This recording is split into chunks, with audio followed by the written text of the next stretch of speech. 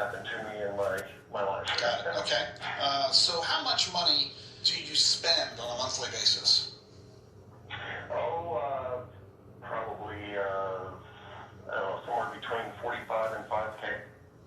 So I'm going to call it 5K. So that's 60 grand a year that you spend. And when you hit retirement, what are your income sources going to be? Will you qualify for a pension?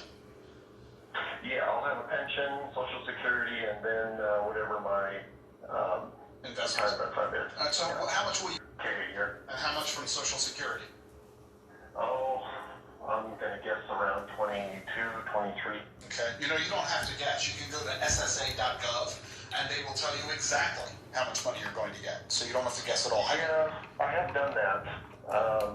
But it kind of depends on the year that I actually retire. And Oh, sure. It depends on your age, but still they give you a good idea. So here's the point. If you are spending about 60 grand a year, you know, that's net of tax, right?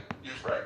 So that means you need about 90 grand in gross income, maybe 100 grand, in order to net the 60 that you're spending. So of the, what we're going to call 100 grand that you need in total, you've got 60,000 that's going to come from Social Security and pensions, which means you need another 40 grand from your savings and investments. Right now, those are worth $460,000. In order to generate 40,000 out of it, you'd have to withdraw 10% a year. That's a very high withdrawal rate. If you withdraw 10% a year, the money's going to run out long before you die, and you'll end up in a big pickle. So we need to take that 460 grand and double it by the time you retire. If you're going to retire in 8 years, we got to double the money in 8 years. That means we've got to earn more than 10% a year. Yeah. Well, you just began the conversation by saying you don't think rates of return are going to be all that high, and you also don't want to take a lot of risk, so it's not likely that we're going to do that. So here's what you're going to have to do. Save, save, save. In other words, there are two ways to create wealth. One is to have your existing money grow in value. That means you've got to earn a 10% return. That's not going to work.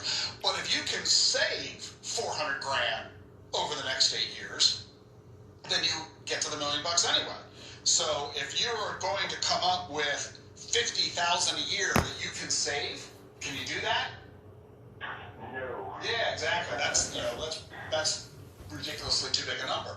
In other words, we're going to have to do one of several things, and probably a combination of them. Number one, you're going to have to save as much as you can. Number two, we're going to have to earn as high a return as you can within the risk you're willing to take. Number three, we maybe need to reduce your spending needs in retirement. Instead of having to spend $5 grand a month, maybe we cut your budget to $4,500 or $4,000 or $3,500, so that you don't need as much income, which means you won't need as much of a piggy bank to support it. Or maybe you don't retire in 7, 8 years. Maybe you retire in 9 or 10 years instead. A couple of extra years of savings, a couple of extra years of compound growth, and a couple of fewer years of life expectancy can make all the money last all that much longer. So we've got a bunch of levers we can pull. How much you're saving, the return on those savings, how much money you need in income in retirement, and when you do start to retire. We've got 4 different levers there that we can play with.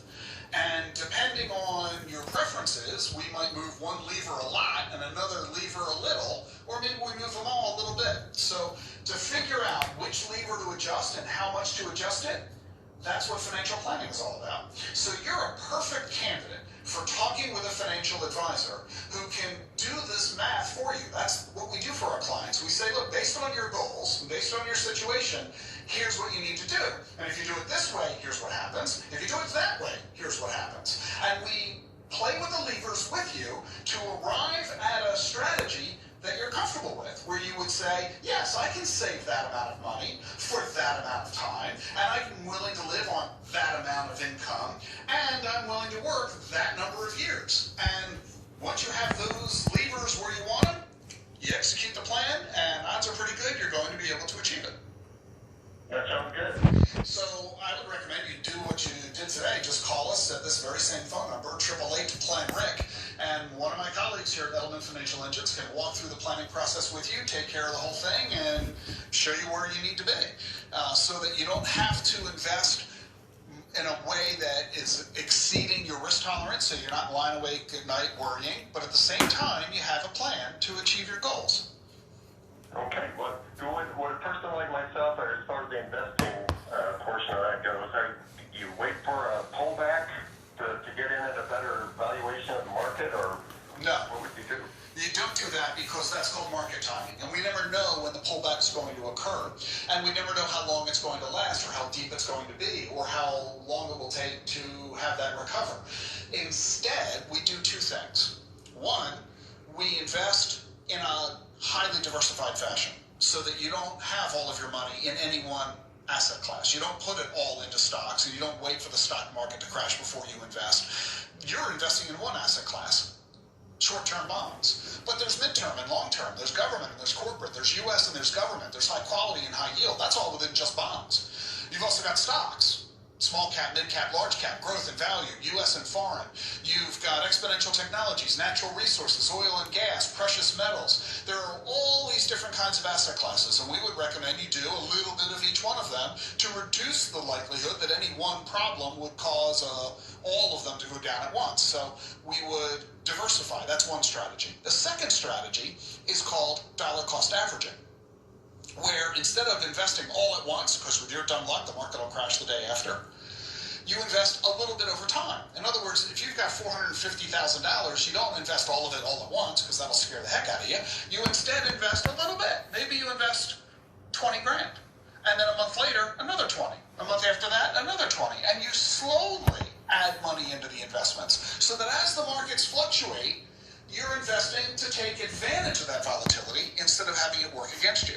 So between the combinations of dollar cost averaging and diversification, adding that to your lever pulling on your financial plan, it's a pretty good possibility. I would be pretty confident that we can help you achieve the goals that you've laid out. Okay, that all sounds great.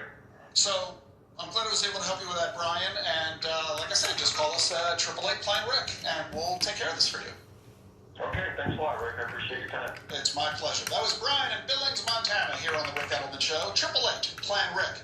We're out of time on the program today. Thanks so much for joining us, and I look forward to chatting with you again next weekend. In the meantime, if you've got any questions or concerns about your personal finances, call us at 888-PLAN-RICK. That's 888-752-6742, online at rickedelman.com.